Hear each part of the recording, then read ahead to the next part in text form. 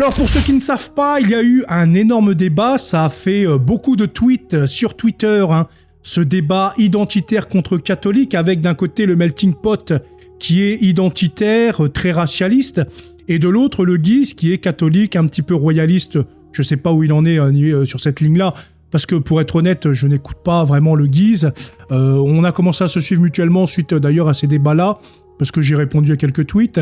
J'ai commencé également à suivre le melting pot parce que je ne connais pas non plus forcément. Je ne l'ai jamais trop écouté. Bon, je vois des fois de temps en temps ces vidéos passer, mais je ne les écoute pas trop tous les deux. En tout cas, voilà, ils ont fait des lives, etc. Ils ont débattu sévèrement. Il y a eu du clash sur X, Et forcément, il y a cette grande exigence catholique sur l'avortement qui a fait couler beaucoup d'encre. Puisque pour les identitaires racialistes, l'avortement n'est pas en soi un problème. Pour eux, la préservation de la race blanche est prioritaire, même si le peuple avorte. Alors que pour nous, catholiques, eh bien, tout ça est lié. Si tu veux préserver la race blanche, tu ne dois pas avorter. Puisqu'il y a eu plus de 11 millions de Français blancs, je dirais peut-être même 8 millions de blancs et 2 millions d'étrangers ou de non-blancs qui ont avorté. De facto, tu ne peux pas être défenseur de ta race ou de ta couleur de peau, je ne sais quoi, si tu es pour l'avortement pour autrui. Alors, Melting Pot nous a expliqué également qu'il était un ancien CD-vacantiste et qui, à cette époque-là, durant son temps CD-vacantiste, il était contre l'avortement pour lui-même, mais pour l'avortement dans la société, en prétextant que c'est du libéralisme. Mais de facto, la liberté, c'est de choisir le bien et de faire le bien. Ce n'est pas de choisir le mal. Sous couvert de libéralisme, eh bien, toutes les idées ne sont pas bonnes. Et c'est ce qu'on dit, nous, les catholiques, c'est que nous sommes intransigeants concernant l'avortement. Alors, comme vous le savez, saint Thomas d'Aquin, dans sa Somme, il l'a déjà expliqué, que la société ne peut pas bannir tous les vices et qu'elle est obligée parfois d'accepter le moindre mal. On parle par exemple de la prostitution, des trucs comme ça. C'est pour cette raison que Saint Louis acceptera les maisons closes en France, parce qu'on ne peut pas bannir tous les vices sans subir un plus grand mal. Mais l'avortement, c'est pas pareil, parce que là, on ne parle pas d'un simple vice, on parle de la défense d'un innocent.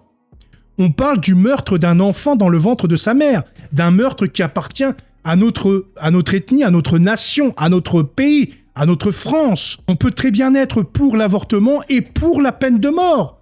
L'un n'empêche pas l'autre. Étant donné que l'avortement, c'est défendre la vie innocente, la peine de mort, c'est au contraire punir le méchant. C'est un jugement. Et l'État, d'après le catéchisme, a totalement droit d'utiliser la force, s'il le faut, jusqu'à tuer un individu pour un plus grand bien dans la société. Alors certains vont me dire, oui, mais aujourd'hui, le pape dit que c'est contraire à la dignité. Bien sûr, sauf que c'est du prudentiel. On n'est pas dans l'obligation de suivre ce que le pape dit à ce sujet, tout simplement. Si demain, un autre pape arrive au pouvoir et décide de remettre la peine de mort, d'ailleurs, j'avais fait une vidéo à ce sujet, pourquoi aujourd'hui la peine de mort doit être réappliquée, justement parce que la prison ne permet pas la conversion. Nous sommes dans des prisons qui sont à haute majorité musulmanes ou païennes ou athées, etc. Donc ça ne permet pas la véritable rédemption catholique. Et depuis leurs cellules, les individus peuvent commanditer des meurtres. Donc continuer à propager le mal et à faire le mal dans la société. De facto, la prison n'est pas bonne aujourd'hui et on doit remettre la peine de mort. Tout simplement. Et un pape peut totalement remettre la peine de mort et annuler ce prudentiel des papes précédents. Il n'y a pas d'infaillibilité qui entoure ceci. Alors, ça nous permet d'avoir aussi une piste de réflexion, de dire qu'il faut respecter la dignité. Parce que bon, la peine de mort, après, on peut voir le cas par cas. Pour qui la peine de mort peut être valable? Est-ce qu'il faut tant de morts, etc. Enfin voilà. Après, on peut développer en essayant de respecter le plus possible la dignité des personnes. En tout cas, voilà, le débat a porté un peu là-dessus, sur l'avortement, surtout les mœurs, parce que moi, j'estime que quelqu'un de droite est forcément conservateur. Qui dit conservateur dit qu'il est contre les lois euthanasie, contre les lois PMA, GPA, avortement, mariage pour tous, divorce, contraception, etc. Puisqu'il doit placer la famille. Il doit être dans la défense du plus petit de son peuple, de l'innocent qui est dans son peuple. Donc, eh bien, son travail, c'est d'éviter que l'État vienne tuer son peuple, tout simplement. Aujourd'hui, on en est là, avec l'euthanasie encore en plus qui est passée et qui est définitivement adoptée. Grâce à Dieu, on a une petite victoire à ce sujet, c'est-à-dire que les instituts privés ne seront plus dans l'obligation d'effectuer des euthanasies sans aller au tribunal ou aller en prison, parce que malheureusement, il y aurait eu beaucoup de congrégations et de sœurs qui étaient prêtes à aller en prison pour défendre le droit de ne pas tuer, hein. Parce que l'euthanasie, on rappelle, malgré la novlangue, oui, le droit à l'aide à mourir, non. C'est soit tu te suicides, soit tu te fais tuer. Donc c'est soit un meurtre, soit un suicide. Notre civilisation n'est pas basée sur le sang. C'est la République qui est basée sur le sang de son propre peuple. On se rappelle des thèses de Rénal Sécheur, le génocide franco-français. Hein, voilà, c'est ça la République. Elle s'est construite sur le sang de ses propres enfants. Là où le catholicisme s'est construit sur le baptême, sur l'eau qui soigne, qui enlève les péchés, qui rétablit l'union avec Dieu. La République, c'est tout simplement ça. La négation de la place de Dieu qui est au-dessus de tout le monde, avec le règne social du Seigneur Jésus-Christ dans la société.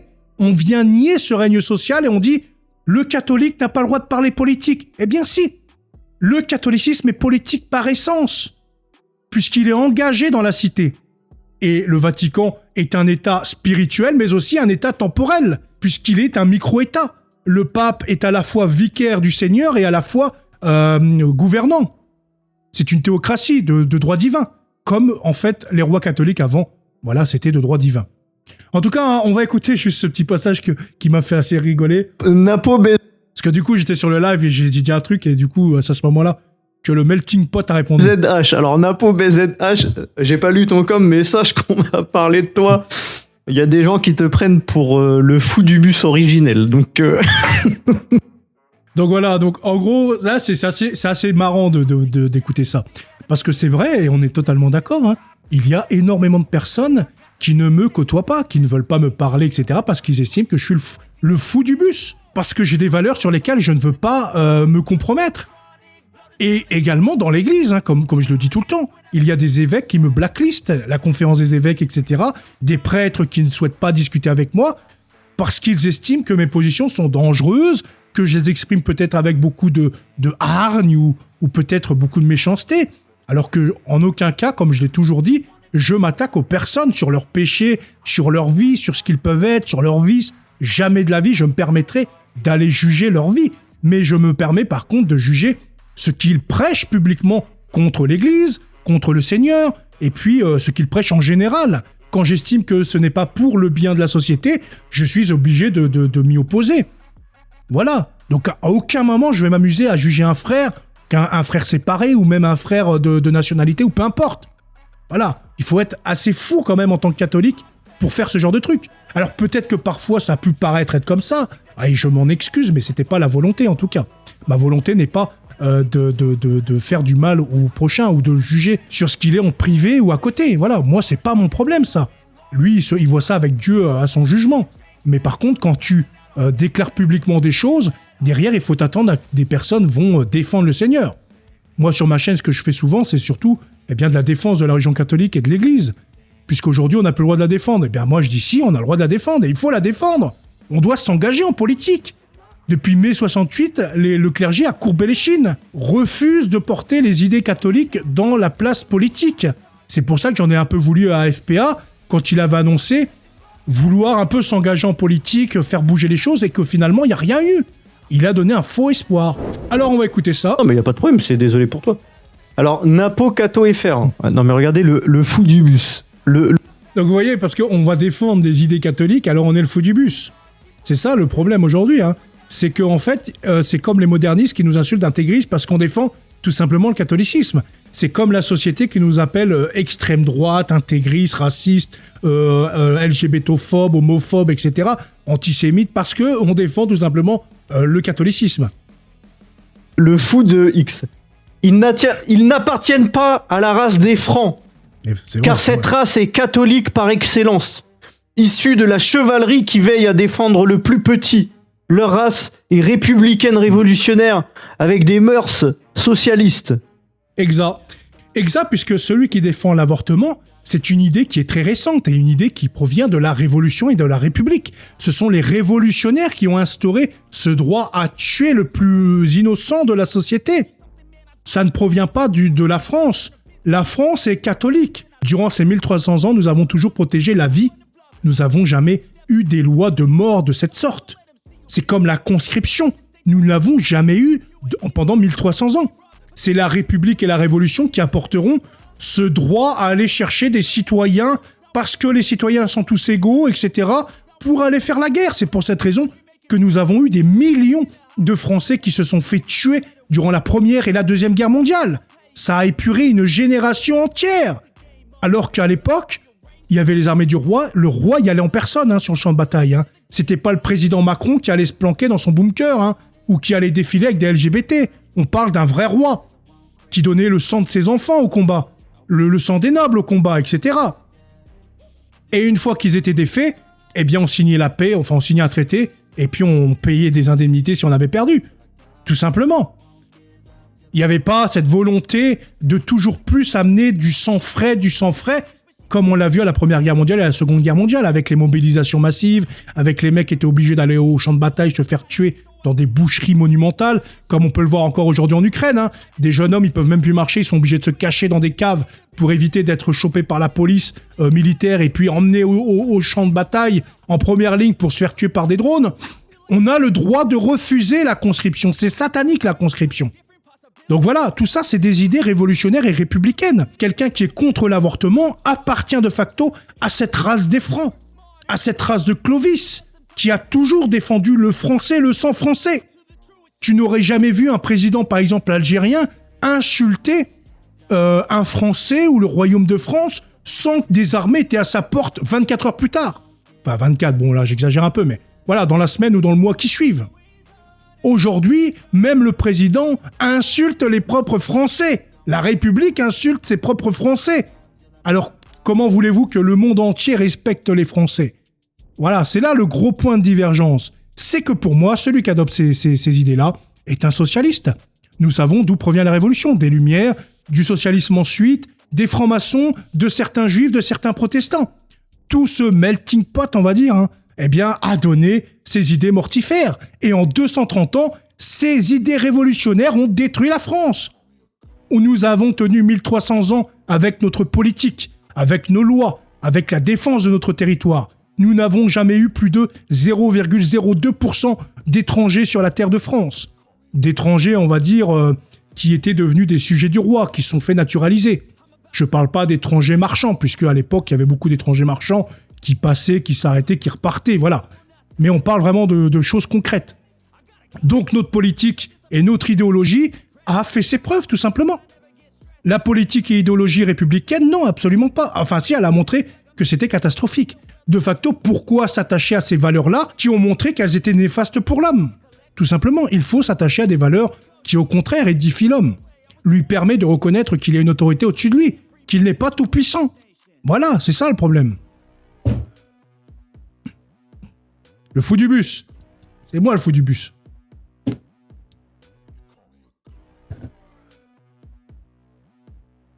En tout cas, j'ai rigolé parce que ça l'a fait rire, donc ça me fait rire aussi, quoi. Comme vous le savez, moi, je prends rien à mal. Il y a même les vacantistes, ils me critiquent, machin, moi, ça me dérange pas. Au contraire, ça m'amuse un peu, voilà, c'est du virtuel. J'éteins l'écran, c'est fini, il n'y a plus rien après, tu vois. Donc, bon, faut s'amuser. Cringe bozo. Non, mais au secours. Mais ce niveau... Du coup, il avait répondu cringe bozo, et du coup, j'avais répondu, bah non, le bozo, c'est celui qui met le bonnet phrygien, qui est d'ailleurs une pâle copie du dieu Mitra, voilà, qui avait son bonnet phrygien. Les révolutionnaires ont pris dans les faux dieux païens. Voilà, d'où découle, votre révolution et votre république. Avec le culte à l'être suprême également. C'était le dieu des francs-maçons, tout simplement. Avec cette devise, liberté, égalité, fraternité, qui n'est autre que la devise des francs-maçons. C'est eux-mêmes qui l'ont apportée à la France, tout simplement. Donc, écoutez, celui qui accepte de mettre le bonnet phrygien est un bozo, tout simplement. Excusez-moi du peu. C'est ainsi, c'est comme ça. Donc ce n'est pas le catholique qui est un bozo, puisque ces idées, ont élevé la France. C'est grâce à nous qu'aujourd'hui la France est la France. C'est nous qui avons versé le sang de nos ancêtres pour bouter les musulmans hors de France. Et c'est votre République qui a donné de l'argent à l'islam pour venir, par le biais de toutes ces institutions, etc. Donc voilà, nous avons deux différences anthropologiques, deux différences civilisationnelles. Nous avons la vraie France du pays réel et la France républicaine et révolutionnaire. C'est à vous de choisir votre camp, tout simplement. Vous pouvez très bien être nationaliste et catholique, il n'y a aucun problème. Je l'ai déjà exposé dans des vidéos d'ailleurs. Vous pouvez très bien préférer vivre dans une France blanche Et être catholique, il n'y a aucun problème. Mais idolâtrer sa race ou idolâtrer son pays, là, ce n'est plus catholique, par contre. Tout simplement. Qu'est-ce que veut dire idolâtrer sa race ? C'est-à-dire de dire, ma race est meilleure que la tienne. Toi, tu ne vaux rien parce que tu n'es pas de ma race. Toi, t'es noir, alors non, le noir, non. Le jaune, non. Aujourd'hui, malheureusement, la République a fait venir toutes ces personnes étrangères de culture étrangère en France. Et derrière, il va falloir trouver des mesures pour pouvoir faire évacuer toutes ces personnes en respectant leur dignité. Donc c'est là où il y aura un gros travail de réflexion de l'Église catholique à ce sujet, avec le roi très catholique d'ailleurs, qui reviendra au pouvoir. Niveau d'acting. Le problème, c'est que ces gens-là pensent que je joue à un jeu de rôle. Hein. Ils utilisent le mot LARP.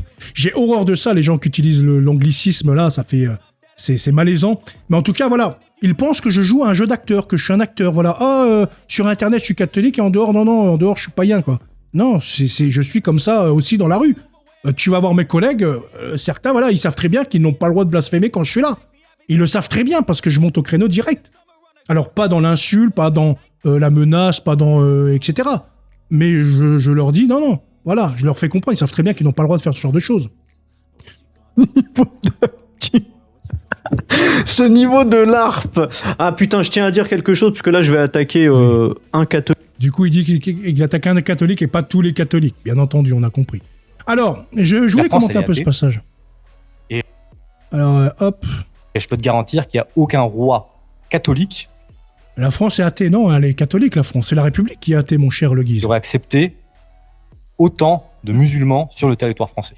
C'est ça. Bien sûr, oui. Bien sûr que oui. Alors, dans l'histoire, il y a des rois qui ont accepté, par exemple, les Morisques d'Espagne qui ont été expulsés, de venir s'installer en France, mais en toute petite minorité, et avec un respect total du catholicisme, et sans la moindre exigence politique ou idéologique ou religieuse. Hein. On l'a vu, ça, dans l'histoire. C'est des bribes, on est d'accord. Hein. Ceux qui disent qu'on est issu d'un grand mélange et du grande immigration sont des fous et des révisionnistes. Mais oui, il y a eu aussi quand même des Maurices, il y a eu des Juifs également qui sont venus s'installer plusieurs fois. Après, eux vivaient en communauté. Il n'y avait pas cette volonté de grand métissage comme on nous le rabâche tous les jours dans la publicité, etc. Il y avait un réel respect des communautés. Et parce que l'Église catholique et le catholicisme n'est pas contre l'immigration, je suis désolé. Vous êtes contre l'immigration parce que cette immigration est complètement démesurée, massive et incontrôlée. C'est pour ça que vous êtes contre l'immigration, et je peux le comprendre. C'est pas parce que nous voyons ces abus et ces injustices qu'il faut être totalement et se fermer à l'idée d'immigration. Si vous étiez sous un roi, vous accepteriez l'immigration parce que vous verriez comment c'est accueillir un immigrant de la meilleure des façons, en lui donnant la nationalité ou alors la naturalisation après 3 ou 4 générations, avec un prénom obligatoirement du calendrier catholique. Eh ben oui, l'histoire des prénoms aussi, c'est très important. Alors que tu t'appelles, je sais pas, Kevin Abdel machin, ok, mais ton prénom c'est Kevin. Ton prénom c'est pas Mohamed ou c'est pas Bamako. Enfin voilà, tu vois. C'est ça aussi une immigration saine. Pour que les personnes puissent s'intégrer à ta culture et épouser ta culture, ils doivent avoir un prénom de ta culture. C'est ce qui se passe dans tous les pays musulmans d'ailleurs. Hein. Tu peux pas appeler ton fils comme tu veux non plus. Hein. Tu peux pas pratiquer comme tu veux, t'as des limites. Eh bien, c'est pareil pour le catholicisme. Problème avec la République, c'est que c'est athée. Ça ne se base sur rien. Tu peux tout justifier, tu peux avoir toutes les valeurs que tu veux par utilitarisme. Si t'as pas une guidance sur des valeurs, des principes. Tout par libéralisme plutôt, pas utilitarisme. C'est plus une vision libérale athée, hein, de toute manière. Hein. C'est tant que je fais de mal à personne, il n'y a pas de problème. Ben si, parce que toi, ta liberté, elle est orientée pour faire le bien et pas pour faire le mal. Donc c'est pas parce que tu consens que c'est bien ce que tu fais et que c'est moral surtout. Le bien commun est au-dessus des hommes. Faut pas l'oublier. Et au-dessus du bien moral, il y a Dieu, l'autorité de Dieu, bien entendu. Concret, tu pars dans tout et n'importe quoi. Dans le changement de sexe des enfants de 5 ans, dans l'immigrationnisme, dans toutes les directions. Quand tu restreins pas de toute manière la liberté, c'est ce qui se passe toujours. Hein, parce que la liberté qui n'est plus chrétienne n'est plus une liberté, tout simplement. Et la réalité, c'est que c'est la République athée qui a accepté autant de musulmans sur le territoire français. Quelque chose qui n'aurait jamais été accepté dans un pays non laïque, dans un pays catholique. Ah oui, d'ailleurs, c'est pour ça qu'en Espagne, où tu as des origines, le roi espagnol se bat vraiment à fond contre l'immigration et contre les musulmans. C'est pour ça que Bah, en Espagne, voilà, il a pas de pouvoir, donc forcément. Alors oui, il pourrait faire beaucoup plus, mais est-ce que on a toutes les informations? Parce que vu que l'Espagne, bon, c'est un peu loin, on s'en moque un petit peu entre guillemets, mais on l'a vu quand même qu'il est très apprécié de son peuple. Nous l'avons vu durant les catastrophes. C'était lui qui était au milieu de son peuple, parce qu'il reste le père du peuple. Le roi, c'est le père. Il n'est qu'un gestionnaire de la couronne. Il faut pas l'oublier. Il n'est pas propriétaire de la France. Lui, son souhait, c'est que ses enfants aillent bien. Et nous l'avons vu au milieu du peuple, il est resté dans les catastrophes, il les a aidés, il a été auprès d'eux. Alors peut-être qu'il est très gauchisé, on est d'accord, mais lui ne représente pas l'ensemble du royalisme et de l'ensemble des rois catholiques. C'est un roi parmi d'autres. Louis de Bourbon pense complètement différemment de son cousin espagnol. Mais dans tous les cas, la question ne se pose pas, puisqu'en Espagne, il n'a pas le pouvoir. Et c'est juste un truc symbolique, tout simplement. C'est la République qui a le pouvoir. Alors en Angleterre, c'est oui, non mais d'accord. C'est des monarchies oui, mais façades, mec. oui, mais il parle, il prend. Et en Angleterre, c'est absolument faux. Ça n'a rien à voir. L'Angleterre, eh bien, c'est une monarchie anglicane. Anglicane et franc-maçonne, il faut pas l'oublier. Ce sont des francs-maçons. Donc, ce sont tout simplement des alliés des mondialistes, des wokistes et de tous les révolutionnaires d'aujourd'hui. En France, nous sommes dans une monarchie de droit divin catholique. C'est absolument pas pareil. C'est deux systèmes complètement différents sur les valeurs. Faut pas l'oublier. Il fait des prises de parole et il est contre l'immigration. Il le dit. Oui, mais il le dit. Il décide pas. Ouais, mais il le dit. On est d'accord. Il le dit. Après, tu peux être contre l'immigration, il y a pas de problème. Oh, j'en sais rien. Bah bien sûr que non, du coup. Le roi belge, c'est la même chose. Alors là, c'est protestantisme, mais en Angleterre, c'est une monarchie constitutionnelle. Je crois pas que ce soit protestant en Belgique. Je crois qu'il est catholique, le roi belge. Si tu prends par exemple le roi de Monaco, à Monaco, t'as de l'immigration peut-être. Le roi d'Andorre, Andorre, c'est un... je crois que c'est un évêque qui gère Andorre. Luxembourg, etc. T'as de l'immigration? Non, t'as pas d'immigration. T'as l'islam? Non, un petit peu, mais t'en as pas beaucoup. Voilà, c'est des rois très catholiques encore. Et leur pays fonctionne à merveille. Il n'y a pas tous les problèmes qu'on voit en France. Il n'y a pas eu un seul attentat, ou alors peut-être vite fait un ou deux en 30 ans, mais c'est tout, quoi. Constitutionnel, on voit anti-immigration. On voit aussi que le pape catholique... le précédent et l'actuel tient des positions vraiment très dures vis-à-vis de l'islam et très dures vis-à-vis de l'immigration. Il n'est pas du tout dans le dialogue entre les différentes religions. Alors voilà, donc là, c'est un reproche qui est fait et qui est peut-être assez juste aussi de le dire. Est-ce que le pape est dur envers l'immigration et envers l'islam? Eh bien, il est dur quand il faut être dur et il est gentil quand il faut être gentil, tout simplement. Sur l'immigration, le pape Léon XIV l'a déjà prévenu. Il a dit, vous êtes en droit de fermer vos frontières et de n'accepter que ce que vous voulez. Il l'a répété aux États-Unis, le pape Léon XIV. Le pape François a exactement dit la même chose en Norvège, je crois, ou au Danemark, où il leur a dit, si vous avez 20 places, accueillez 20, mais accueillez pas plus, tout simplement. Donc si tu as 0 place, accueille 0 personne, et pas plus, tout simplement. Et à plusieurs reprises, ils ont répété que l'immigré a des devoirs envers ceux qui l'accueillent. Ça, ils l'ont dit également. Le problème, c'est que tu ne verras pas. J'ai fait une vidéo sur ça, d'ailleurs.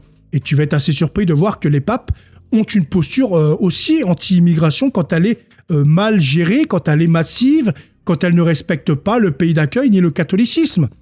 Alors qu'ils le disent avec des mots doux, c'est compréhensible. Pareil pour l'islam. Il y a une volonté d'interreligieux pour se rapprocher de l'islam afin de les évangéliser, mais pas d'une façon brutale. Et dans toute l'histoire de l'Église, tu ne verras pas des papes insulter publiquement l'islam. Du temps de Mahomet, enfin même après plutôt, du temps des conquêtes islamiques, le pape, pourquoi il envoie la lourde armée catholique pour défendre les terres chrétiennes? Eh bien, la première raison, c'est parce que pour lui, c'est une horreur de voir des chrétiens mis en esclavage par des autres hommes, des hommes qui ne sont pas catholiques. Donc il veut aller libérer déjà les terres, déjà les hommes, etc. Donc il n'y a pas d'insulte. Pour eux, c'est des sarrasins. Ce sont des païens, des impies, ok. Mais il va pas dire, ouais, nique ta mère, ouais, enculé, non. Et il dit pas ce genre de choses, le pape. Le pape, il est là pour défendre la chrétienté. Et de facto, il appelle à libérer la chrétienté. Tout simplement. Et aujourd'hui, on voit la même chose. Aujourd'hui, le problème, c'est que tout est immédiat.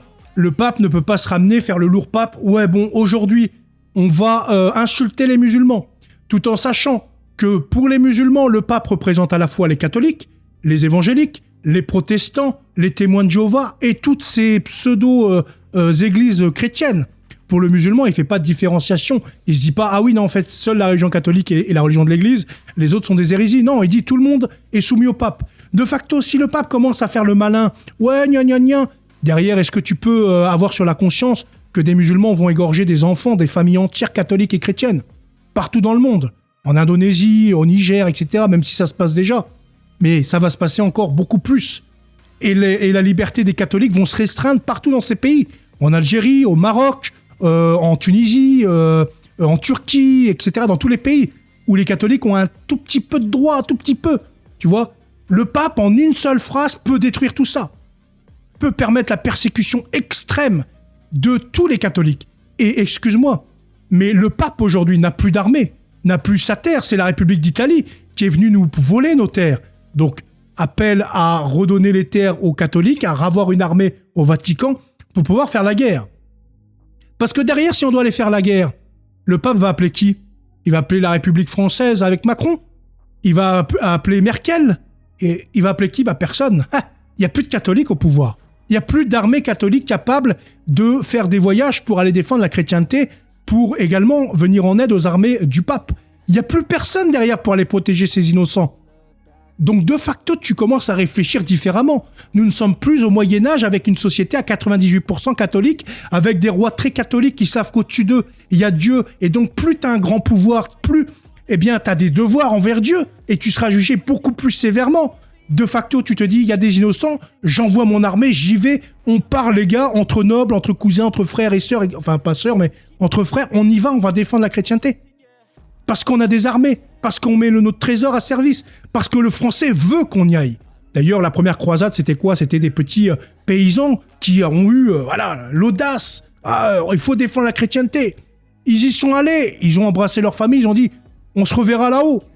Voilà, la première croisade, c'est la petite croisade des paysans, faut pas l'oublier. Les Français sont allés avec des fourches contre des mecs armés en mailles, etc., avec des épées. Ils se sont fait déchirer. Mais ce sang d'innocents, encore une fois, ce sang de catholiques qui a inondé toutes ces plaines, a permis la conversion, a permis de grandes victoires en Terre Sainte, la reconquête également. C'était, les petites gens, les petits saints martyrs pour que les gros chevaliers derrière aillent nettoyer par la grâce de Dieu. Tout simplement, aujourd'hui, on n'est plus dans cette époque-là. Aujourd'hui, l'Église n'a plus le moindre pouvoir politique, judiciaire en France et en Europe. Donc, il faut faire avec ses propres moyens. Et comme le Seigneur dit, il faut être rusé comme le serpent. Ça s'appelle de la, entre guillemets, ruse, même si ruse, on peut le prendre comme de l'hypocrisie, mais c'est pas là le propos. C'est pas le propos d'être hypocrite, mais de ruser pour éviter un plus grand mal, tout simplement. C'est ça que les gars, vous comprenez pas. C'est pas toi, Kevin, qui va prendre tes bottes et qui va aller défendre les chrétiens avec ton pistolet. Déjà, d'une, tu seras interdit par la République, et de deux, t'as pas l'argent, etc. Donc voilà, il faut aussi un petit peu recontextualiser les époques, tout simplement. Il n'est pas du tout en train de draguer l'Afrique parce que et l'islam... Ça, j'ai répondu, non, il ne drague pas l'Afrique. Pourquoi ? Parce que le pape François, par exemple, a visité plus la France que l'Afrique. Il a eu des propos très durs contre la République qui était avorteuse, etc. Il a eu des propos très durs sur les médecins occidentaux. Vous êtes des tueurs à gages. Il a défendu l'Occident, la France, etc. Il appréciait d'ailleurs la France. Il l'appréciait, donc ça, c'est un non-propos. Certains disent « Ah oui, parce qu'il y a une réserve monumentale de catholiques, donc la papauté se tourne vers l'Afrique. » Mais c'est faux. La papauté est universelle, elle est pour tout le monde. Et elle le démontre tous les jours. Entre autres parce qu'il voit bien, et en plus l'Amérique du Sud, parce qu'il voit bien que y a le Il appelle ça les périphéries. Il y a eu un accent mis sur les périphéries, on est d'accord, pour les oublier, entre guillemets. Voilà, eh bien le pape aime les oublier, il va un peu aussi vers eux, ce qui est totalement logique, mais il n'oublie pas les autres, je suis désolé. Ou alors va falloir apporter toutes les preuves à ce sujet-là, parce que moi j'ai des vidéos pour prouver le contraire. Voilà, il faut pas dire non plus n'importe quoi. Le catholicisme est vivant, version migratoire, les moutons. Voilà. Donc, engager sa parole en tant que... C'est vrai que le pape n'a pas engagé sa parole en tant que pape et ne fait pas des discours pro-immigrés. Mais le pape, de toute manière, il veut qu'on s'édifie, il veut qu'on arrive à la sainteté. De facto, la perfection est extrêmement compliquée. Le pape ne prêche que la perfection voulue par Jésus-Christ. C'est Jésus-Christ qui a placé cette barre si haute. Mais Jésus sait que tous les hommes n'arriveront pas à cette barre. En tout cas, le but, c'est d'y arriver. On peut pas dire que c'est impossible, bien entendu que non. Mais on a tous les moyens d'y réussir. Mais on a aussi ce péché originel. On est tenté, on tombe, on se relève, etc., etc. Le pape te donne un truc qui est sain. Voilà votre objectif que vous devez vous fixer dans la vie. pour respecter la dignité, pour essayer de faire le bien, pour pas avoir de haine dans le cœur. Parce que vos idéologies, je suis désolé, vous apportent de la noirceur et de la haine dans le cœur. Votre vision n'est pas équilibrée sur le sujet. Vous êtes dans l'extrême. Alors je parle pas d'extrême droite, giga droite, des trucs à la con, mais vous êtes vraiment dans l'extrême, c'est-à-dire vous allez haïr une personne, un prochain, juste pour des idées politiques qui peuvent se régler politiquement finalement. C'est ça le problème, et c'est pour ça que le pape insiste, parce qu'il voit bien que de plus en plus de jeunes sont dans ces courants sataniques. C'est satanique votre courant. Vous ne vous rendez pas compte du mal que vous vous faites vous-même déjà, avant le mal que vous faites aux autres tout simplement. Il faut bien réfléchir aussi à tout ça. Mais ça n'empêche pas que le pape dise ça et que toi, à côté, tu sois contre une immigration massive, incontrôlée, encore une fois, je le répète, mais c'est comme ça. Tu as totalement le droit. Le pape ne dit pas « vous êtes obligatoirement pour l'immigration, l'ouverture des frontières », absolument pas. Il dit qu'il y a le respect des frontières aussi. Même le pape François l'a dit. L'immigration à longueur de journée et ne promeut pas le dialogue interreligieux.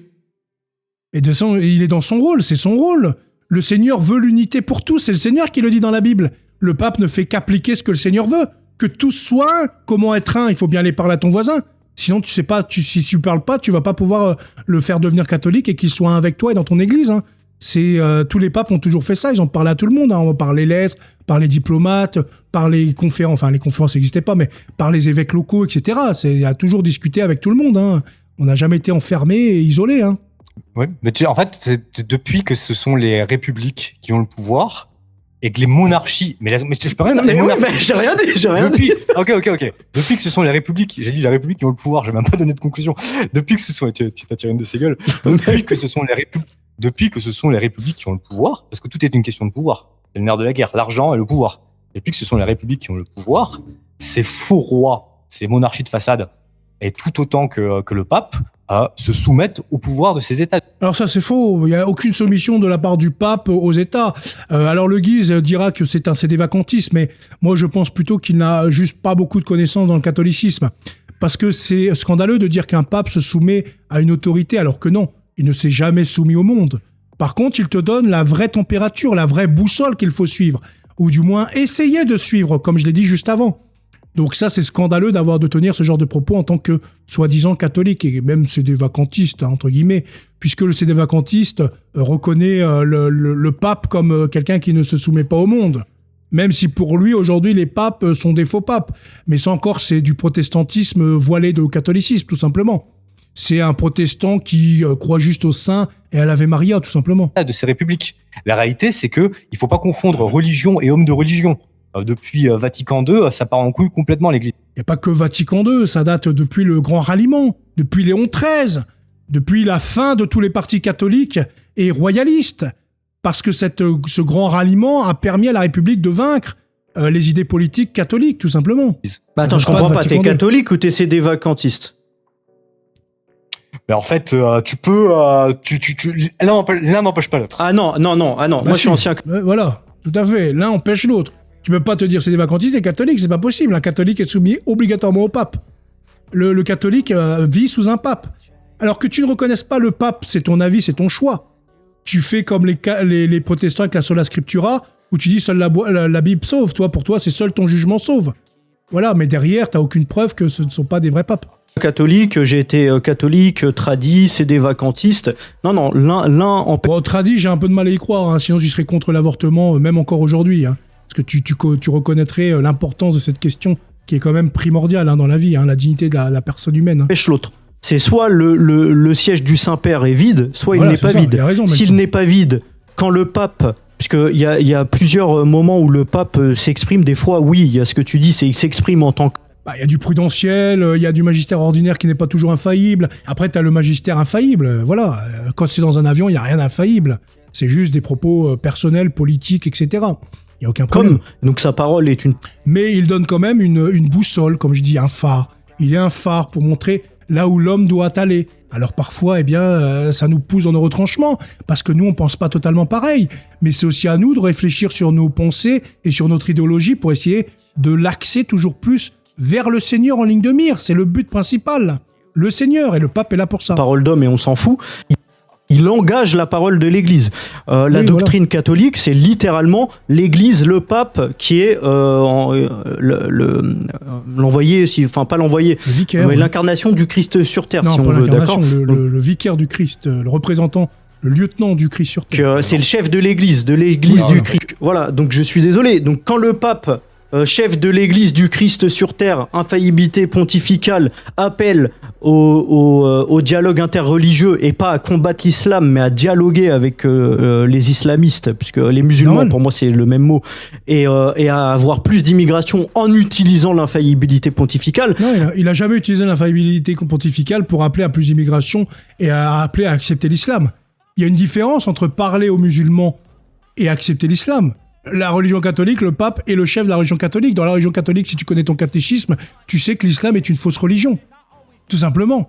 Donc il n'a pas besoin de répéter à chaque fois « Ah, au fait, c'est une fausse religion. Hein. » Je le dis en avant-propos. On le sait très bien. Il n'a pas besoin de se répéter. Mais par contre, il est aussi dans son rôle d'appeler à la discussion. Voilà, tout simplement. Et il n'a jamais dit Il a dit oui, il faut accueillir les migrants, bien entendu. Mais après, il y a une façon de les accueillir. Où la République ne nous accueille pas de la bonne façon. Voilà, bon, ça j'ai déjà expliqué, mais on va pas se répéter. Considère que tu es catholique et le pape, c'est le pape, et donc tu es obligé de suivre la doctrine de l'Église, tu es obligé, soit non, et dans ce cas-là, en fait, tu es cédé vacantiste. Donc il faut choisir. Tu peux accepter. Non, il y a eu des papes de merde, des papes nuls à chier, tout comme il y a eu des prêtres de merde. Je veux dire, il faut vraiment pas confondre religion et homme de religion, mec. Oui, c'est pour ça que je t'ai fait bien la différence. Ouais, bof, on comprend pas trop, là, on sait pas trop où vous voulez aller, mais voilà, en fait, vous avez compris. Vous avez compris un petit peu où on veut en venir. De toute manière, on aura peut-être l'occasion d'en reparler avec le Melting Pot en live. Je sais pas quand est-ce qu'on va le faire, parce que comme vous le savez, j'ai pas beaucoup de temps. Donc, on essaie de se caler ça en privé. En tout cas, eh bien, voilà, je pense qu'on a répondu quand même à beaucoup de choses. Je pense que c'était quand même important d'apporter un peu notre touche catholique. Et puis, je vous souhaite donc tous une excellente soirée, que le Seigneur vous bénisse. À bientôt, salut.